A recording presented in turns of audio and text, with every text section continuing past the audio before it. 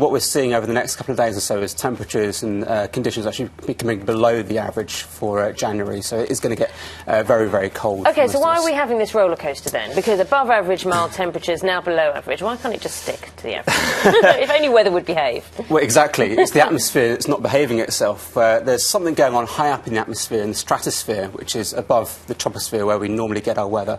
So around about 10 kilometres to 50 kilometres high up in the atmosphere, the stratosphere sits. Now, what we've seen at the end of December, beginning of January, is something called a sudden stratospheric warming. Now, what happens is that around the polar cap, high up in the stratosphere, you've got west-easterly winds, and that's the polar night jet. And what we're seeing at the end of December, beginning of January, was a disruption in this jet, which therefore causes us to have easterly winds. The flow reverses. That propagates down the atmosphere.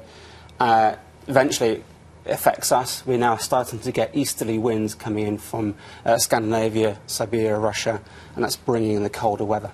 When's it going to reverse the other way? That's what I want to When's the wind going to blow in the opposite direction? That's a good question, because this whole process actually causes the atmosphere to turn a bit more uncertain, a bit more variable than we normally expect it.